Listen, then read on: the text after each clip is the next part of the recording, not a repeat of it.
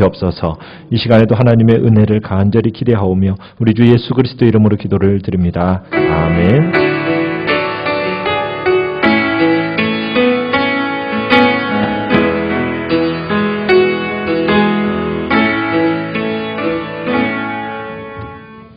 하나님께서 우리에게 주시는 말씀은 신명기 17장 14절에서 20절까지의 말씀을 교독하겠습니다. 신명기 17장 구약성경 신명기 17장 14절에서 20절까지의 말씀입니다. 14절 제가 먼저 읽겠습니다. 내가 내 하나님 여호와께서 내게 주시는 땅에 이르러 그 땅을 차지하고 거주할 때에 만일 우리도 우리 주위의 모든 민족들 같이 우리 위에 왕을 세워야겠다는 생각이 나거든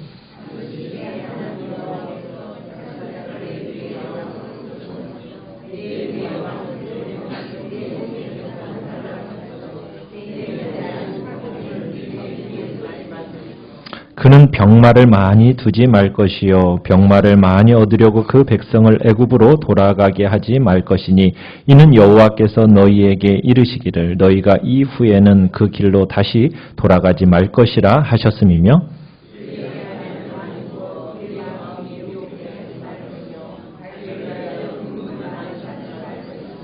그가 왕위에 오르거든 이 율법서의 등사본을 레위 사람 제사장 앞에서 책에 기록하여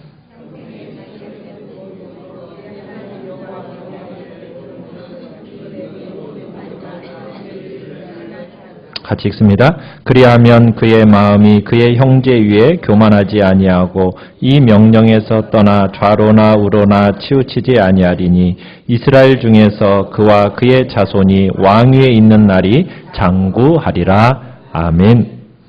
오늘 말씀의 제목은 하나님의 지도자 지침이라는 제목으로 말씀을 나누고자 합니다. 이제 저희가 다음 주부터는 열왕기서를 계속 볼 건데요. 그 열왕기서에 어떻게 보면 장대한 강물 속으로 들어가기 전에 우리가 반드시 알아야 할 것이 있습니다.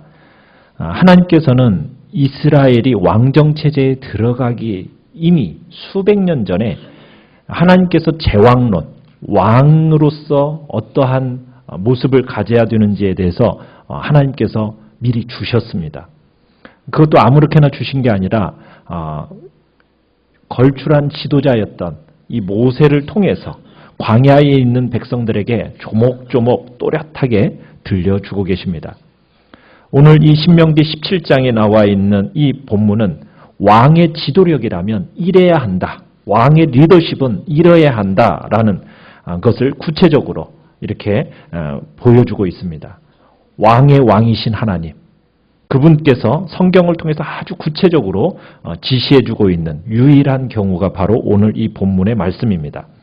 그런데 이 말씀은 단순히 왕들만을 위한 것이 아니라 어떻게 보면은 모든 지도자들이 명심해야 할 지침이요. 또 하나님께서 우리는 세상의 지도자로서 또 왕 같은 제사장으로서 하나님이 우리를 부르셨기에 이 말씀은 왕 같은 제사장인 우리에게 해당되는 말씀입니다. 이 말씀은 성경의 지침으로서 우리에게 주는 권고인 줄 우리가 알고 이 말씀을 먼저 묵상하기를 원하고요. 이 말씀을 이제 보고 나서 이제 다음 주부터는 열왕기로 이제 들어가서 우리가 말씀을 보고자 합니다. 14절을 우리 다시 한번 읽어보겠습니다. 14절 시작. 내가 내 하나님 여호와께서 내게 주시는 땅에 이르러 그 땅을 차지하고 거주할 때에 만일 우리도 우리 주위의 모든 민족들 같이 우리 위에 왕을 세워야겠다는 생각이 나거든. 자, 이스라엘 백성들이 광야에 있을 때에 모세에게 미래에 대한 일을 하나님이 지시해 주신 말씀 가운데 한 부분입니다. 근데 여기서 보면은 주목할 건 뭐냐면 왕을 세우자 하는 것이 백성들의 뜻입니까? 하나님의 뜻입니까? 왕을 세우는 것이 하나님의 뜻이었을까요? 하나님의 뜻은 아니었습니다. 원래 힘든 광야 생활 할 동안에는 이 백성들이 아무 소리 않고 그냥 하나님의 인도를 따라서 이렇게 갔었어요. 그런데 이제 가나안 땅에 도착해서 자리 잡고 이제 숨 좀 돌릴만 하니까 생각이 달라진 겁니다. 원래 이스라엘의 왕은 누구이십니까? 하나님이시거든요. 그분을 왕으로 모시고 살아가면 되는 거예요. 그런데 이스라엘 백성들이 이제 이웃 나라들처럼 우리도 왕을 세워달라고 요청을 하게 됩니다. 눈에 보이는 하나님 같은 존재, 그런 왕, 자기들이 믿고 의지하고 따를 수 있는 지도자, 우리 갖고 싶다. 그러면서 요구되어져서 세워진 게 왕입니다. 참 인간은요, 희한해요. 희한한 존재예요. 왜 그런지 아십니까? 여러분, 남의 밑에 있는 거 좋습니까? 싫습니까? 우리 그거 안 좋아하잖아요. 남의 밑에 있는 거 싫어하면서도 한편으로는 또 어떤 강한 사람이 좀 자기를 좀 이끌어줬으면 좋겠다 하는 이런 바람을 가진 사람이 또 우리 인간입니다. 참 희한하죠. 이 왕을 요구하는 이 이스라엘 백성들의 요구에 하나님께서는 허락하신 겁니다. 하나님이 계획하셔서 세운 것이 아니라 하나님께서 이스라엘 백성들의 요구에 이 왕의 제도를 허락하셨다라는 거예요. 워낙 그들이 간청을 하니까, 끈질기게 간청하니까. 언제 그런 일이 있었죠? 우리가 사무엘을 쫙 보아보실 때 사무엘 시대 때 그런 일이 있지 않았습니까? 하나님께서 마지못해서 이 왕을 허락하셨던 거거든요. 인간의 지도력이라는 것은 불완전합니다. 왕이라는 존재가 백성들에게 기쁨을 주기보다는 항상 실망을 안겨다 주는 거거든요. 그런데 참 사람들은 그런 왕을 요구하고 그리고 지도자를 신뢰하려고 그래요. 그런데 우리는요, 세상적인 어떤 왕에 대해서도 여러분 지나친 환상을 가져서는 안 됩니다. 어떤 지도자가 세워지면 나라가 바뀌겠지. 바뀌어집니까? 여러분, 그래서 바뀌어지는 게 아닙니다. 여러분, 누가 권력을 잡든지 간에 이 권력의 속성이라는 것은 냉정하고요, 추악한 거예요. 아무리 선한 동기를 가지고 아무리 그 권력을 잡더라도요, 그 권력에는 도끼가 있습니다. 그래서 그 도끼에 오염되고 말아요. 여러분, 여기 계신 분은 국민학교라고 하면 더 잘 들을까요? 초등학교 시절. 옛날에, 지금은 뭐 반장이 그냥 뭐 별로 그렇게 힘이 없는 것 같지만 옛날에 반장은 어땠습니까? 그 반장이 세워지면은 이게 완전 사람이 달라지죠. 그러지 않았던가요? 이 떠든 사람 적는 거, 막 이런 거 하면은 굉장히 이 권력이었잖아요, 권력. 사람이 완장 하나 딱 채워주면은 어때진다고 그래요? 사람이 달라진다고 그러거든요. 이게 아무것도, 여러분, 참 완장이라는 게 별거 아닌 것 같잖아요. 그런데 그런 것조차도 힘이라고 여기면서 인간이 갑자기 목이 뻣뻣해지면서 막 자기의 힘을 막 드러내고 싶어 하잖아요. 여러분, 그런데 대형 조직이면 어떻겠습니까? 어떤 커다란 조직의 보스, 리더, 지도자, 한 나라의 왕, 옛날로 말하면 제국의 왕, 여러분 그러면요, 그 사람의 인간이라는 것은 별 볼 일이 없는 겁니다. 너무나도 안타깝게도 참으로 인간의 그 부패한 속성이 다 드러나게 돼 있어요. 그래서 전제군주나 독재국가, 여러분 그 나라들을 보면은 항상 그 독재자들은 어떤 모습이에요? 정말 자기만을 위한 그 강한 카리스마를 사용하는 경우들이 많잖아요. 그래서 그나마도 조직 중에 가장 낫다라고 생각되어지는 조직을 민주주의라고 생각하면서 우리는 그 민주주의를 선호하거든요. 그렇지만 이 민주주의 역시도 불완전한 존재입니다. 눈에 보이는 조직, 아무리 보완되어도요. 그것 역시 누가 움직이는 거예요? 사람이 움직이는 거기 때문에 사람은, 그 사람의 영혼은 죄에 물들어져 있고 부패한 존재이기 때문에 인간이 아무리 참으로 깨끗하다 해도 결국에는 참 이 인간의 조직 가운데서 일어나는 그 리더나 지도자, 왕이라는 존재는 참 불완전할 수밖에 없다라는 것이 이 세상입니다. 자, 그런데 하나님께서 이스라엘 백성들에게 왕을, 어떤 사람을 택하느냐, 자, 15절을 한번 읽어보겠습니다. 15절 시작. 반드시 내 하나님 여호와께서 택하신 자를 내 위에 왕으로 세울 것이며 내 위에 왕을 세우려면 내 형제 중에서 한 사람을 할 것이요 내 형제 아닌 타국인을 내 위에 세우지 말 것이며. 자, 왕을 어떤 사람을 세우라고 얘기합니까? 하나님께서 택하신 자를 세우라고 얘기합니다. 그러니까 이방 나라의 왕은 스스로의 힘으로 왕위를 얻습니다. 어떤 가문이나 힘으로 왕위를 얻어요. 그런데 이스라엘의 왕을 세울 때는 어떤 사람이 세워져야 된다고요? 하나님께서 택하신 자를 세워야 된다는 얘기예요. 하나님께서 택하신 지도자를 세워야 된다는 얘기입니다. 여기서 하나님께서 택하신 자다, 택하셨다라는 의미는 어떤 의미냐면 하나님의 뜻에 합한 자를 세워야 된다는 얘기입니다. 하나님의 뜻을 펼칠 자를 세워야 된다는 얘기예요. 하나님의 종으로 부름받는 사람을 세워야 된다는 얘기입니다. 여러분, 이 지도자 왕이라는 사람은 어떤 사람이냐?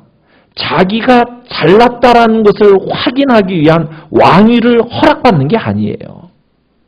왕이라는 것은 어떤 존재예요? 하나님의 사람으로, 하나님의 일꾼으로, 하나님의 종으로 살 것을 요구받는 자리가 바로 이 왕의 자리요, 지도자의 자리란 얘기입니다. 자기가 잘났기 때문에 그 위에 오른 것이 아니라 하나님이 택하셔서 뭐 하도록? 하나님의 일꾼으로, 하나님의 종으로 부름받은 자들이라는 겁니다. 우리가 왕 같은 제사장이잖아요. 우리는 어떤 존재고 우리는 어떤 인생이냐는 거예요. 우리는 하나님 앞에 부름받은 삶을 살아야 됩니다. 여러분, 이거 한시라도 놓쳐서는 안 돼요. 우리는 하나님의 부름받은 존재들이에요. 하나님의 부름받은 종으로 살아간다라는 것은 여러분, 말로는 우리가 다 알고 있죠. 그런데 이렇게 살아가는 것이 그렇게 쉽지는 않습니다. 어려워요. 여러분의 이 신앙생활을 하는 이 현실 속에서 가장 많이 애통해하고 가장 많이 억울해하는 것이 뭔지 여러분 한번 생각해 보셨습니까? 여러분, 어떨 때 가장 억울하던가요? 우리가 하나님 앞에 들고 나와서 지금 가장 울며 떼쓰는 게 주로 뭡니까? 하나님 왜 나를 이런 식으로 대접하십니까? 이거죠. 하나님 왜 나를 이런 식으로 대접하냐 이거예요. 왜 저 사람한테는 돈도 주고 능력도 주고 권세도 주고 명예도 주는데 나는 왜 이렇게 못 살고 이렇게 초라하게 놔두냐? 이것이 우리가 하나님 앞에 혹시 떼쓰는 거 아닌가요? 우리는 왕 같은 제사장으로 부름을 받았으면은 우리는 뭘 요구해요? 하나님 앞에서 다른 사람들과는 정말 내가 남다르다는 거 하나님 보여줘야죠. 우리는 그것을 요구하는 거예요. 여러분, 남다른 대접받고 싶은 거예요. 내가 하나님 앞에 부름을 받아서 내가 하나님 앞에 쓰임 받는다고 하면은 여러분, 우리는 하나님 앞에서 뭐가 자꾸 요구되어진다고요? 내가 다른 사람보다 남다르다는 거 하나님 보여주시고 그거 대접받고 싶어요.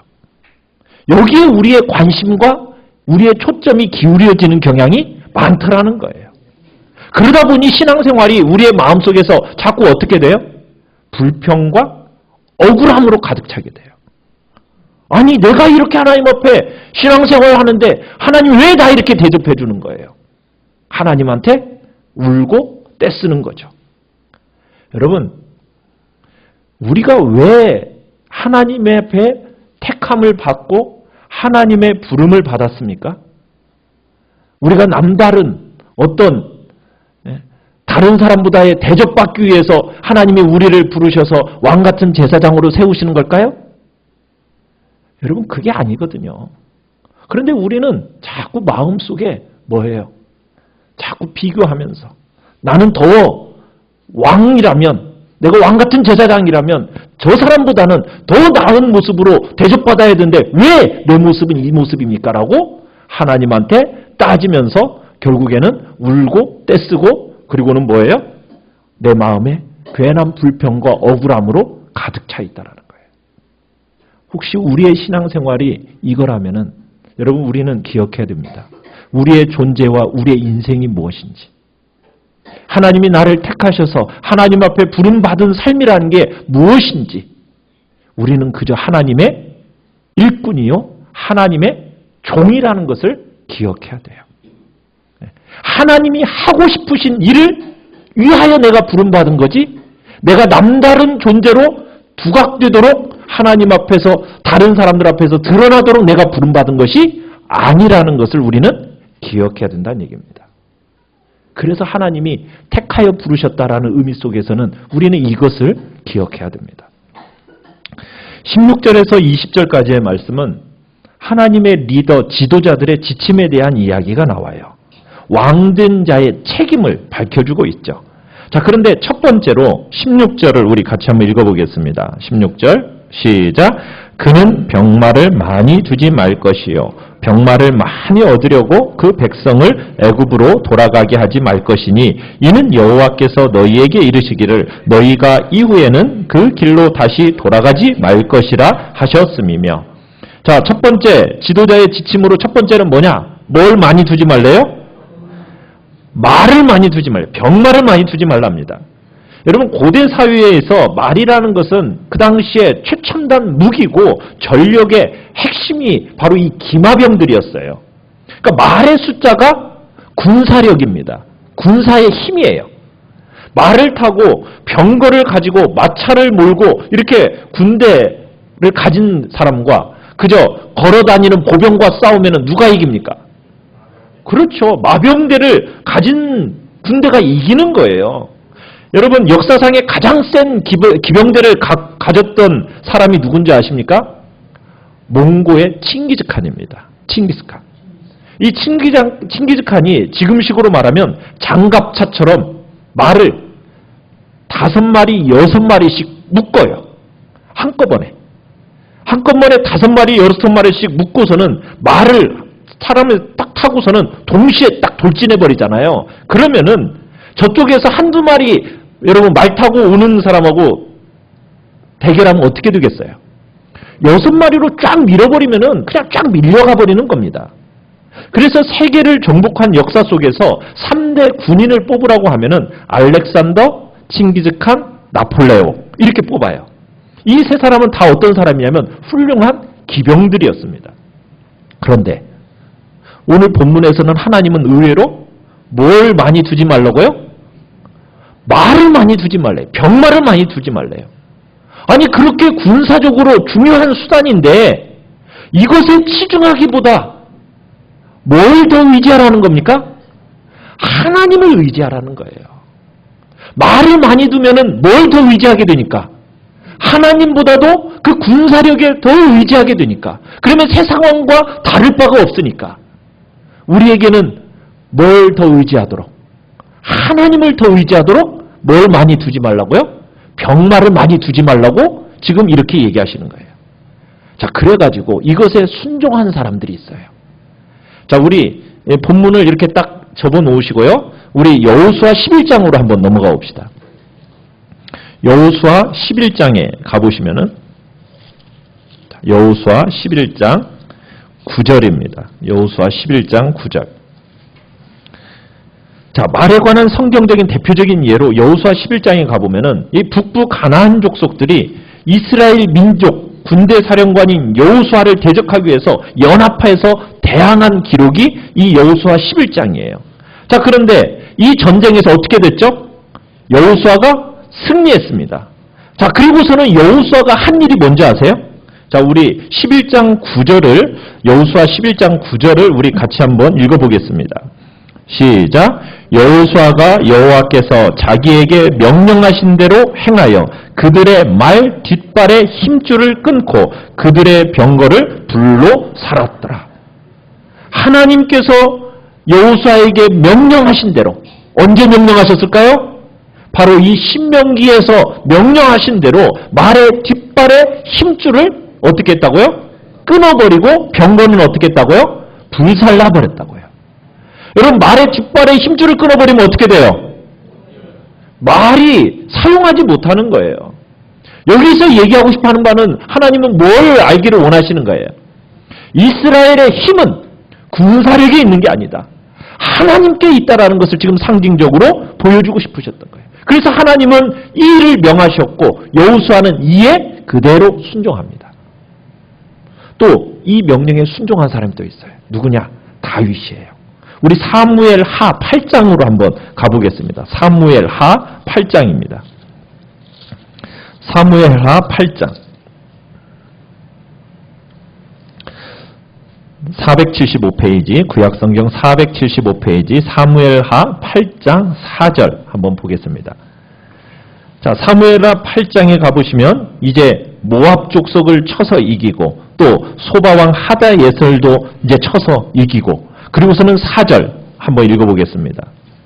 시작. 그에게서 마병 1700명과 보병 2만 명을 사로잡고 병거 100대의 말만 남기고 다윗이 그 위에 병거의 말은 다 발에 힘줄을 끊었더니 여러분 마병 1700명을 사로잡았다고 얘기하고 있어요. 자, 그러면은 그에 걸맞는 병거도 그만큼 된다는 얘기 아닙니까? 그런데 병거를 얼마만 남겼다고요? 딱 100대만 남기고 그 위에 병거의 말은 다 어떻게 했대요? 다 발의 힘줄을 끊어버렸대요. 다윗 왕도 이스라엘의 힘이 어디 있다라고 믿은 겁니까? 군사력이 있는 것이 아니라 하나님께 있음을 믿고 그리고서는 어떻게 한 거예요? 말의 뒷힘줄을 다 끊어버린 거예요. 딱 남겨놓은 것은 얼마나 남겨놨을까요? 병거 100대면은 여러분 많아야 뭐 쌍두마차로 하면은 200마리, 사두마차로 하면은 400마리 그 정도만 남겨놓고 다 끊어버린 거예요. 자, 그런데 또 한 사람이 이에 안타까운 한 사람이 나와요. 열왕기상 4장으로 한번 가보겠습니다. 열왕기상 4장 솔로몬입니다. 열왕기상 4장에 가보면은 솔로몬은 이 말을 어떻게 했을까? 열왕기상 4장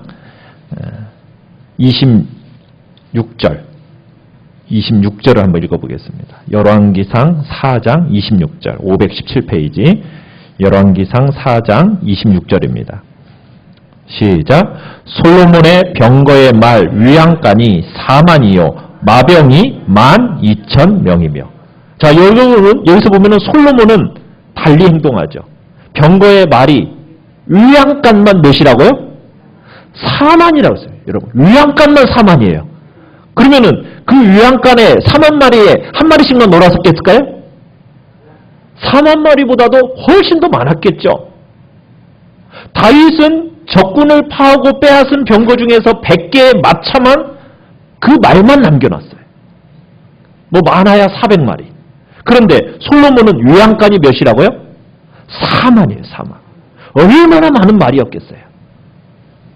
솔로몬은 군사력을 모으는데 정말 집중한 거예요. 많이 확보한 거예요. 여러분, 그랬는데 솔로몬 이후의 나라가 어떻게 되죠? 솔로몬 이후의 나라는 쪼개져 버려요. 남북 왕조로 갈라져요. 하나님께서 솔로몬을 기뻐하시지 않은 가장 큰 이유 중에 하나는 뭐냐? 군사력으로 자신의 힘을 삼았다라는 거예요. 하나님을 힘으로 삼았어야 되는데 군사력으로 힘을 삼은 것이 바로 하나님의 마음을 기쁘시게 하지 못했던 거예요. 사랑하는 성도 여러분, 여러분 집에 말 몇 마리 있으세요? 오늘날 우리의 말은 무엇일까요? 네? 여러분의 힘이 무엇입니까? 부동산입니까? 그래서 부동산 많이 모으고 계세요? 인맥입니까? 학벌이나요? 어떤 권력입니까? 여러분의 힘의 수단이 어디에 있습니까? 힘이 어디에 있습니까? 여러분, 여러분이 힘으로 여겨지는 것이 있다면 여러분 그거 모조리 가차없이 그거 내려놓으셔야 됩니다. 어느 지위에 올랐을 때 당연히 가질 수 있는 그 물리적인 힘, 보호수단 여러분 그거 내려놓으셔야 돼요. 대신에 뭘 잡아야 된다고요? 하나님의 손을 잡으셔야 돼요. 하나님의 손을. 인간적으로 지켜줄 수 있는 수단 여러분 그거 너무 많이 만들지 말라는 거예요. 그러면 반드시 그만한 대가를 치르게 된다는 겁니다. 삶을 단순화하라는 거예요. 조금 덜 소유하고 조금 덜 주장하라는 얘기입니다. 그래야 하나님이 나의 힘이 되어주시는 거예요. 그래서 왕에게 뭘 가만히 두지 말라고 얘기했던 겁니까? 마병, 병마, 말을 많이 두지 말라고 얘기했던 거예요. 자, 우리 신명기로 다시 넘어가겠습니다. 자, 신명기 17장 17절입니다. 17절을 읽어보겠습니다. 시작. 그에게 마늘을 많이 두어 그의 마음이 미혹되게 하지 말 것이며. 자, 뭘 많이 두지 말래요? 또 이제 아내를 많이 두지 말래요. 아내를 많이 두지 말래요. 아내를 많이 두게 되면 반드시 마음이 다른 데로 현혹될 것이다. 이런 의미입니다. 여러분, 이 권력이라는 것과 돈이라는 것과 성이라는 것, 섹스라는 것, 이것은 항상 이 세 가지가 항상 붙어 다녀요. 이거 하나에 걸리면요, 이 두 개가 붙어 있어요. 처음에는 이게 특권 같죠. 요즘에도 여러분, 이렇게 조금 뭔가 이렇게 도지사만 해도 이렇게 좀 뭔가 되었다 싶어서 이렇게 가셨던 분이 한 방에 훅 가셨잖아요. 여러분, 이게 특권 같은데 나중에 무서운 독이 되는 거예요. 여러분, 이것은 근데 본질적인 신앙의 문제를 다루고 있는 겁니다. 여기에 계신 분 중에 아내 2명 이상 두신 분 없잖아요. 다 1명씩만 있잖아요. 그러면 더 많이 두지 말라는 얘기는 이게 뭘 얘기하겠어요? 우리의 즐거움과 기쁨이 하나님께만 있어야 된다는 얘기예요. 우리의 기쁨과 즐거움을 아내에게 두는 것이 아니라 기쁨과 즐거움을 어디에 둬야 된다고요? 하나님께 둬야 된다는 얘기를 하는 겁니다. 왜? 하나님은 홀로이신 하나님, 충분하신 하나님이시기 때문에 그 한 분만으로 나의 진심과 즐거움을 그분께 두어야지 내 마음을 세상에 빼앗기지 말라는 이야기가 이 아내를 많이 두지 말라는 이 속에 포함되어 있습니다. 또 다른 이야기가 있는데 솔로몬은 여러분 아내를 몇 명이나 두었죠? 그건 의자왕이고요. 3,000명은 그건 궁녀 얘기고 1,000명입니다. 1,000명. 그죠? 예. 왕비와 처첩이 1,000명을 냈어요. 1,000명. 정실부인 하나, 1,001명. 예. 여러분, 솔로몬이 이렇게 부인을 많이 둔 이유가 뭐였을까요? 그가 여색을 탐했기 때문이었을까요? 여러분, 그런 면도 없지 않아 있겠지만 그것보다도요. 힘있는 주변 국가들과의 혼인을 통해서 정치적이고 외교적으로 그 외교적인 차원에서 자신의 세력을 다지기 위해서 정략적인 목적으로 결혼을 했던 거예요. 그러니까 솔로몬은 뭘 의지하는 겁니까? 하나님을 힘으로 삼은 게 아니라 인간의 혼인 동맹의 방법으로 나라를 유지하려고 했던 거예요. 그래서 아내가 1,000명이 된 거예요. 하나님을 힘으로 삼는 것을 놓치면요, 사람은요, 두려움이 생겨요, 마음에. 두려움이 생기니까 어때요? 세상 사는 게 무서운 거예요. 그러니까 어때요? 사람들에게 자꾸 아첨하는 거예요. 저 사람에게 어떻게 하면 잘 보일까? 저 사람에게 어떻게 하면 내 사람으로 만들어서 어떻게 하면 내가 좀 이 땅에서 두려움 없이 살 수 있을까? 이 생각을 하다 보니까 자꾸 뭐예요? 아첨하고 저 사람을 내 사람으로 만들려니까 아내를 자꾸 모으다 보니까 어느덧 1,000명이 돼버린 거예요. 1,000명. 여러분, 어디에 힘이고 우리가 어디에서 기쁨과 소망을 두고 살아야 되겠습니까? 여러분, 우리는 하나님께 우리의 정말 힘을, 소망을, 기쁨을 두고 살아야 되는 거예요. 그러지 않으면 세상에 아첨을 떨 수밖에 없는 겁니다. 많은 아내를 두는 것처럼 그렇게 세상에 아첨 떨면서 살아야 되는 존재밖에 될 수는 없는 거예요. 어떻게 해야 내가 누구의 마음에 들게 할까? 여기에 관심을 쏟다 보니까 우리의 마음이 항상 불안하고 두려운 거예요. 여러분, 우리의 마음, 우리의 힘 어디에 두어야 된다고요? 하나님께 두어야 된다고요. 여러분, 결국 솔로몬은 이 왕비들, 1,000명의 왕비들을 두었다가 결국 어떻게 됩니까?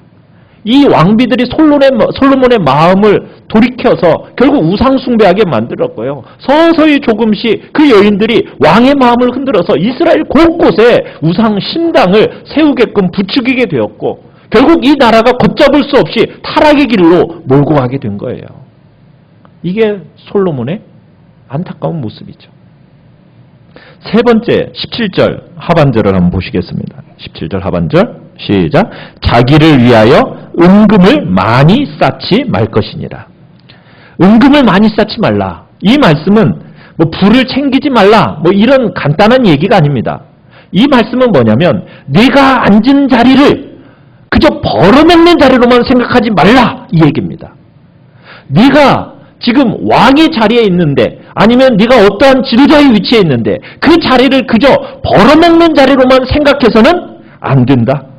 그 지위를 이용해서 이익을 취하는 방법으로 삼지 말아라.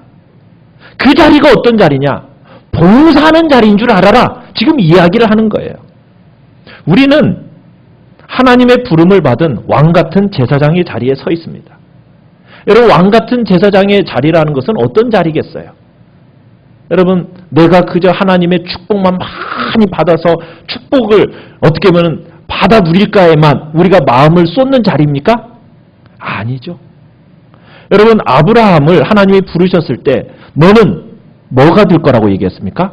복이 될지라. 전에 성경에서는 복의 근원이 될지라 이렇게 얘기했어요. 여러분, 복의 근원, 복이란 얘기는 무슨 얘기입니까? 아브라함만 복 받는다는 얘기입니까? 아니죠. 아브라함을 통해서 모든 족속이 복을 받도록 부름을 받았다라는 거예요. 이스라엘이 부름받은 게 뭐예요? 그저 자기만 하나님 편애해 주세요 이 얘기를 하는 겁니까? 그게 아니잖아요. 이스라엘을 통해서 모든 열방을 구원하기 위한 제사장 나라로 부름을 받은 거거든요. 그러면은 이스라엘은 봉사자요, 이스라엘은 일꾼으로 부름받은 거예요. 우리도 마찬가지입니다. 우리가 하나님의 자녀, 왕같은 제사장이에요. 우리에게는 영원한 하나님의 복된 나라, 그리고 그 운명이 보장된 존재가 바로 우리들입니다. 그런데 우리의 신앙을 가지고 우리의 왕된 지위를 이용해서 그저 떡고물이나 얻어먹고 그런 뭔가 얻어먹을 생각만 가지고 살아가라 이 얘기하는 거예요? 아니에요. 하나님은 우리의 지위를 이용해서 우리를 통해서 뭘 하라는 얘기입니까? 다른 사람에게 축복의 통로가 되라는 얘기예요. 축복의 종착역으로 삼지 말고 축복의 통로가 되라는 거예요. 그저 내가 뭘 많이 누리고 먹고 마시고 내게 그냥 풍성하게 가지는 것으로 내 삶을 살아가는 존재가 되지 말고 그 하나님이 주시는 복을 어떻게 하라고요? 우리는 뭐라고요? 통로라고. 흘러내려야 된다고요. 흘러내려야 된다고. 은금을 그저 자신에게 많이 가지는 그런 존재가 아니라 가진 내게 주어진 것을 어떻게 하라고요? 다른 이들에게 흘러내리는 통로로 우리는 쓰임 부름받았다라는 것을 기억하라는 얘기입니다. 하나님 앞에서 우리가 어떤 존재인지를 주님은 말씀하고 계시는 거예요. 자, 그러면서 네 번째는 우리 18절에서 20절까지를 우리 같이 한번 읽어보겠습니다. 먼저 18절, 19절 같이 한번 읽어보겠습니다. 18절, 19절 시작. 그가 왕위에 오르거든 이 율법서의 등사본을 레위 사람 제사장 앞에서 책에 기록하여 평생에 자기 옆에 두고 읽어 그의 하나님 여호와 경외하기를 배우며 이 율법의 모든 말과 이 규례를 지켜 행할 것이라. 아멘. 여러분, 마지막으로 이 하나님 지도자의 가장 지도력으로서 지침으로 남아있는 마지막이 무엇입니까? 율법을 쥐하로 묵상하고 지켜 행하라입니다. 왕이 되면은 반드시 뭘 가져야 된대요? 자기만을 위한 율법서를 가지고 있어야 된다는 거예요. 자기만을 위한 율법서를 어떻게 해서? 등사해서 써서 등사본을 가지고 있으라는 얘기예요. 무슨 얘기예요? 지금으로 말하자면 무슨 얘기입니까?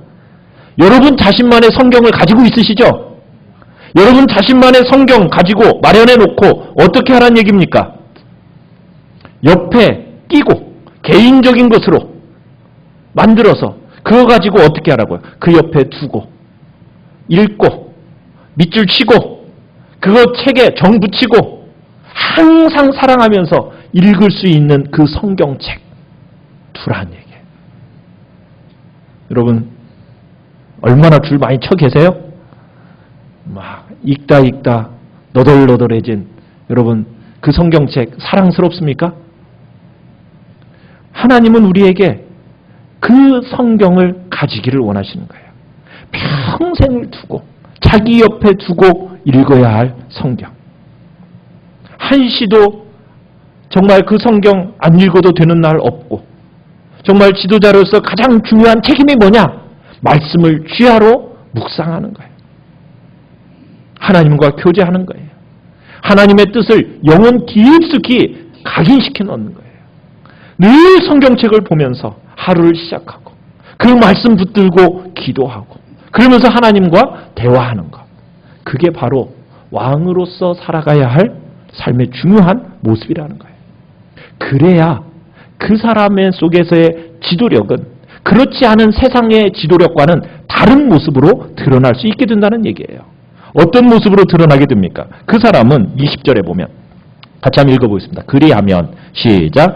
그리하면 그의 마음이 그의 형제 위에 교만하지 아니하고. 첫 번째는요. 이 사람은 겸손한 사람이 되는 거예요. 형제 위에 교만하지 않는 방법은요. 다른 게 없습니다. 여러분 지도자의 자리에 오르고요. 어느덧 내가 높은 자리에 오르면 그 마음이 어떻게 되기가 쉽습니까? 교만해지기가 쉬워요. 여러분 딴 사람은 몰라도 나는 안 변해? 안 변한 사람 없습니다. 다 변해요. 여러분 자기는 예의라고 생각하는 사람이 제일 무서운 사람이에요. 올라가면요. 무의식적으로 이게 목에 힘이 들어가게 되어 있어요. 인간이란 바로 그런 사람이거든요. 자기가 잘나서 높아진 줄 아는 거예요. 이게 인간이에요. 그러지 않으려면 어떻게 해야 된다고요? 늘 가까이 하나님을 옆에 두어야 돼요. 하나님과 가까이 해야 돼요. 그것이 바로 뭐라고요?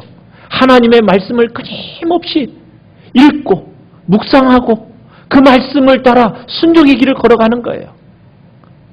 그래야만이 내 모습이 겸손해질 수 있는 거예요. 겸손이라는 건 뭐냐면 하나님의 말씀을 늘 가까이 하면서 자기를 끊임없이 비춰보는 거예요. 성경은 뭐라고 얘기합니까? 거울이라고 얘기하잖아요. 거울을 봐야 자기 모습이 어떤지 알 수 있잖아요. 하나님의 말씀을 보면 내 모습이 드러나니까 그 모습을 통해서 내가 이래서는 안 되겠구나 겸손해지는 거예요. 하나님의 말씀을 늘 가까이 해야 이기적인 욕심, 순간적인 감정 이것에 따라서 행동하지 않게 되는 거예요. 권력을 이용해서 내가 높아진 지위를 이용해서 이익이나 개인적인 사사로운 이익이나 부와 권세를 추구하지 않게 되는 거거든요. 그래서 이 하나님의 말씀을 옆에 끊임없이 두고 묵상하고 그 말씀 따라 행하라는 거예요. 두 번째는요. 자, 20절 또 보시면은 이렇게 얘기하고 있어요. 이 명령에서 떠나 좌로나 우로나 치우치지 아니하리니. 치우치지 않는 지도자가 돼요. 여러분 한쪽을 치우치지 않는 이 균형 감각을 가진다는 것이 얼마나 지도자에게 필수적인지 몰라요. 그렇지 않습니까? 한쪽으로 치우치면 안 되잖아요. 한 사람에게 편애하면 안 되잖아요. 지도자는 여러분 선생님들이 정말 편애하면 얼마나 우리 사랑받지 못하는 우리의 자녀들 얼마나 가슴이 아파요. 그렇지 않습니까? 지도자가 편애하거나 여러분 한쪽으로 치우치기 시작하면은 그 나라는 양분되는 거예요. 그 조직은 깨지는 거예요. 우리나라가 지금 어때요? 너무나 양분되어 있지 않습니까? 예? 보수다 진보다 또 좌파다 우파다 노동자다 또 휘사측이다 남과 북이다 하면서 여러분 막 갈라질 대로 갈라져가지고 갈등하고 있잖아요. 그런데 여러분 한쪽으로 치우치지 않는 균형 감각을 가지려면 어떻게 해야 된다고요? 하나님의 말씀을 묵상하는 지도력이 있어야 좌우로 치우치지 않게 된다는 거예요. 정의와 사랑으로 성장과 분배를 절묘하게 그러면서 그 지혜로 끌고 갈 수 있는 사람이 되는 거예요. 그래서 우리는 하나님의 말씀을 옆에 정말 두고 여러분 부지런히 보셔야 됩니다. 마지막 세 번째로는 그렇게 얘기하고 있어요. 이스라엘 중에서 그와 그의 자손이 왕위에 있는 날이 뭐하리라? 장구하리라. 장구하리라. 당대를 넘어서서 자식과 다음 세대까지 탁월한 하나님의 일꾼들이, 지도자들이 배출된다는 얘기입니다. 그 축복은 쉽게 나오는 게 아니에요. 어떤 사람에게 나오는 겁니까? 하나님을 꼭 붙잡는 사람입니다. 어떤 사람이 하나님을 꼭 붙잡는 사람이에요? 하나님의 말씀을 옆에 두고 떠나지 않고 그 말씀을 귀하로 묵상하면서 그 말씀에 확실하게 투자하는 그 사람. 그 사람이 하나님 앞에 바르게 서는 자고, 그 사람과 함께 하나님이 함께 하시면서 그 후손들에게 뛰어난 지도력을 허락하시고, 그리고 그들을 통해서 하나님의 복된 나라와 영광을 이끌어가게 하시겠다. 하나님이 약속하시는 거예요. 사랑하는 성도 여러분, 우리의 힘, 무엇에 우리의 힘을 두시렵니까? 땅입니까? 우리의 정말 소망을 어디에 두시렵니까? 하나님께 둬야 되고, 그 하나님을 정말 내가 힘으로 둔다라는 것은 결국 하나님이 주신 우리에게 그 말씀을 여러분 옆에 꼭 끼고 정말 귀하로 말씀을 가까이 하시기 바랍니다. 여러분, 개인의 성경이 정말 저는 그런 모습이었으면 좋겠어요. 항상 돌아가시면은 성경책을 이렇게 펴놓잖아요. 그렇지 않습니까? 장례식장 가보면은 우리 그리스도인들은 대부분 성경책을 펴놓잖아요. 근데 그 성경책이 정말 너덜너덜해져가지고 막 여기저기 그냥 줄 그어져 있고, 때로는 거기에 눈물도 그냥 좀 그런 성경책이 놓여져 있는 그런 장례식 치르고 싶어요. 여러분, 정말 그런 말씀을 사모하고 사랑하는 복된 자리에 우리 모두가 있기를 간절히 바랍니다. 우리 같이 찬양합시다. 나의 힘이 되신 여호와여. 정말 우리의 힘, 우리 주님, 그 한 분만 내가 사랑하겠습니다. 다른 거 어떤 것으로 나의 소망 삼지 않고 주님만을 나의 사랑과 힘으로 삼겠다고 우리 시간 결단하면서 우리 같이 찬양하며 나아갑니다. 나의 힘이 되신 여호와여.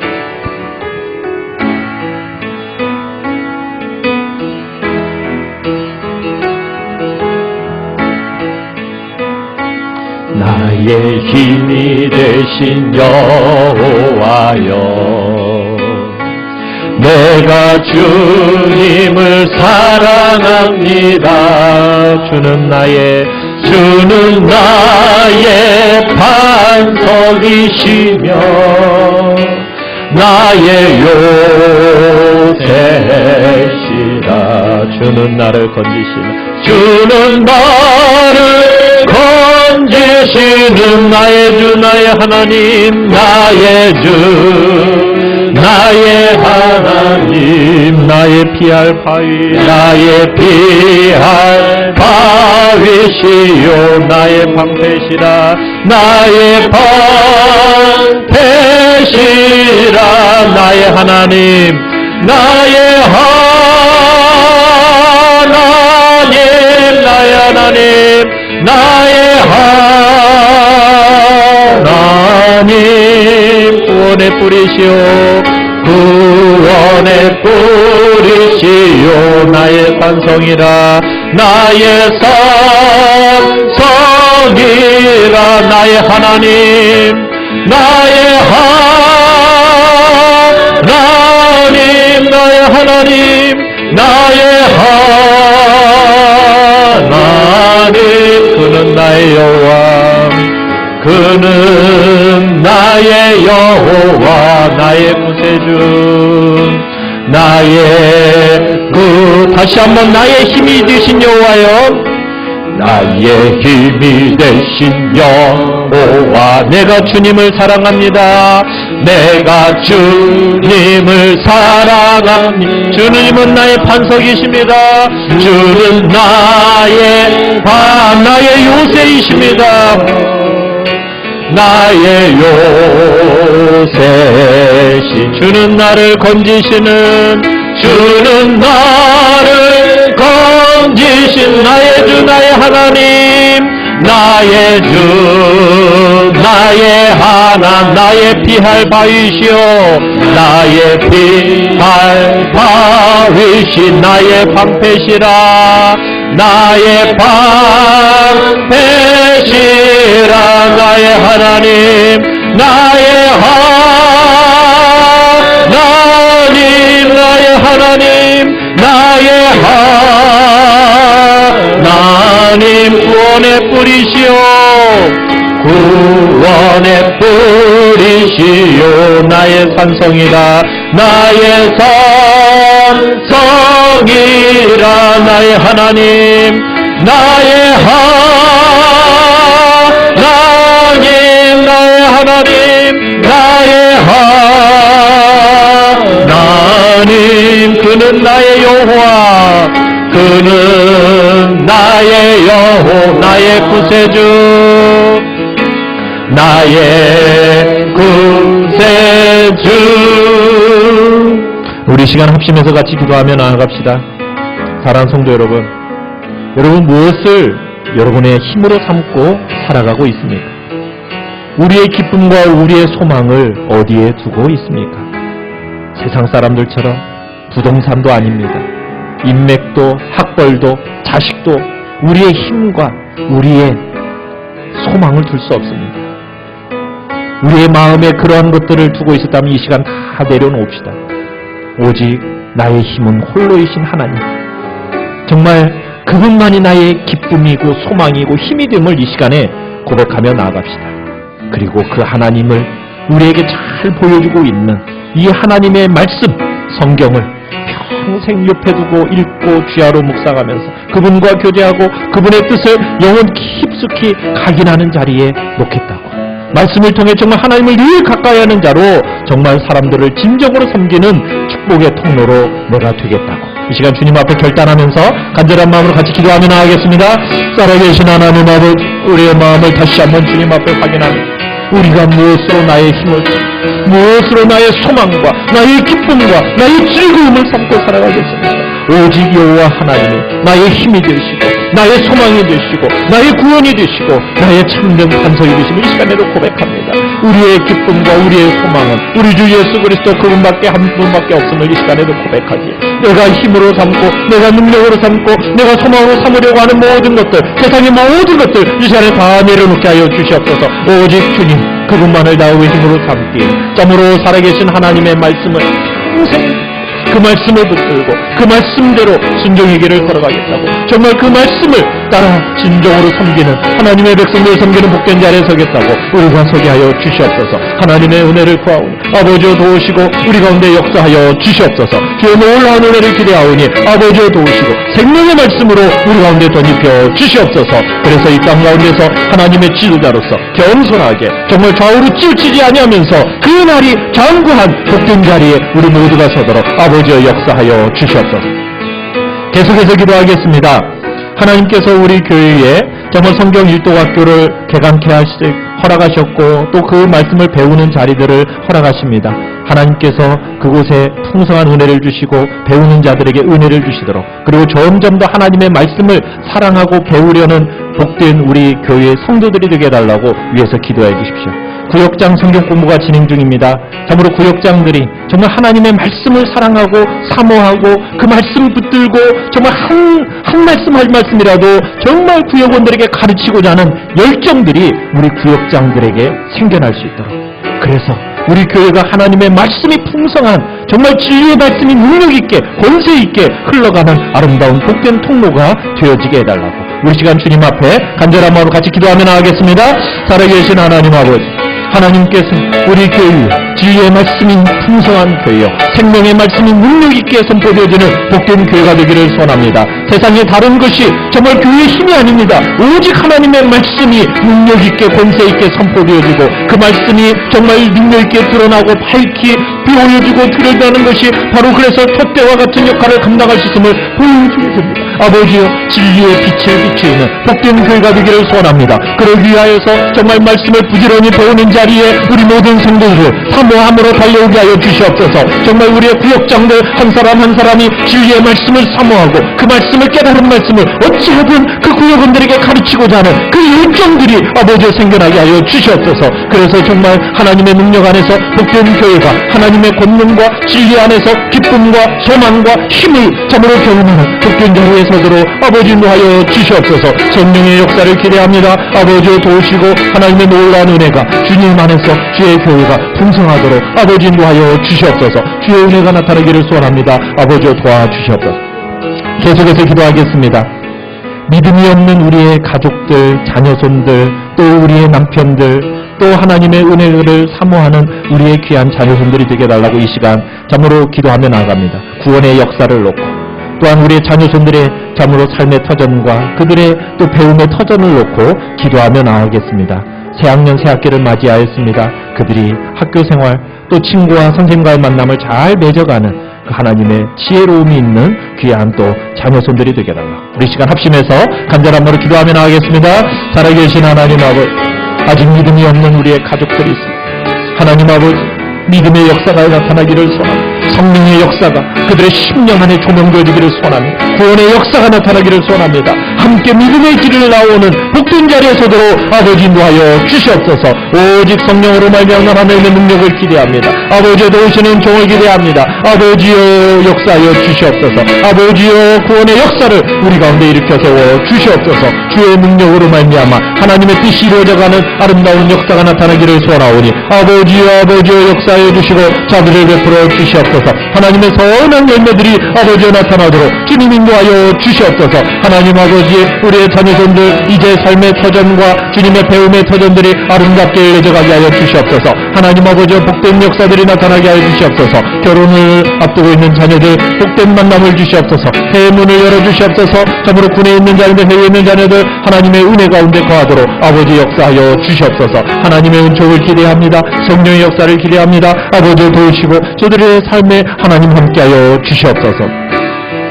계속해서 기도하겠습니다. 우리 연약한 지체들을 놓고 기도하며 나아갑니다.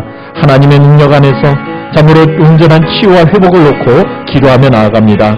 참으로 우리 김인실 성도님, 나인난 집사님 빠른 건강을 회복을 위해서, 우리 방선주 이철규 성도님 혈액암 완치 판정을 위해서, 김봉남 권사님, 김은성 권사님, 황성희 권사님, 홍순문 집사님, 그리고 우리의 연약한 몸이 이 시간 하나님의 능력 안에서 치유와 회복을 놓고 우리 시간 합심해서 간절함으로 기도하며 나아가겠습니다. 살아계신 하나님 아버지, 하나님의 능력이 필요한, 하나님의 권능이 필요한, 하나님의 역사가 필요한 하나님 아버지, 우리의 지체 하나님 이 시간 찾아가셔서 하나님 어루만져 주시옵소서. 능력 안에서 새롭게 하여 주시옵소서. 온전케 하여 주시옵소서. 하나님의 복됨을 아버지여 나타내 보여 주시옵소서. 하나님의 거룩하신 성령의 역사가 아버지여 저들의 심령과 참으로 약한 심령들, 참으로 상한 심령들도 온전히 치유되어지고 연약한 몸들을 온전하게 새롭게 되어지는 아버지의 역사가 나타나기를 소원하오니 아버지여 도와주시옵소서. 역사하여 주시옵소서. 새롭게 하여 주시옵소서. 하나님의 놀라운 사랑으로 아버지의 온전케 하시고 치유의 은혜가 나타나도록 주님 도우시고 함께하여 주시옵소서. 나의 힘이 되신 여호와여, 나의 힘이 되신 여호, 내가 주님을 사랑합니다. 내가 주님을 사랑합니다. 주는 나의 반석, 주는 나의 반석이시며 나의 요새, 나의 요새시라. 다시 한번 나의 힘이 되신, 나의 힘이 되신 여호와여. 그렇습니다 주님, 내가 주님을 사랑합니다. 주는 나의 반석, 주는 나의 반석이시며 나의 의지, 나의 요새시라. 주는 나를 건지시는, 주는 나를 건지시는 나의 주, 나의 하나님, 나의 주, 나의 하나님, 나의 피할 바위, 나의 피할 바위신 나의 방패, 나의 방패시라. 나의 하나님, 나의 하나님, 나의 하나님, 나의 하나님, 구원의 뿌리시오, 구원의 그리시요 나의 산성이라 나의 산성이라 나의 하나님 나의 하나님 나의 하나님 그는 나의 여호와 그는 나의 여호와 나의 구세주 나의 구세주.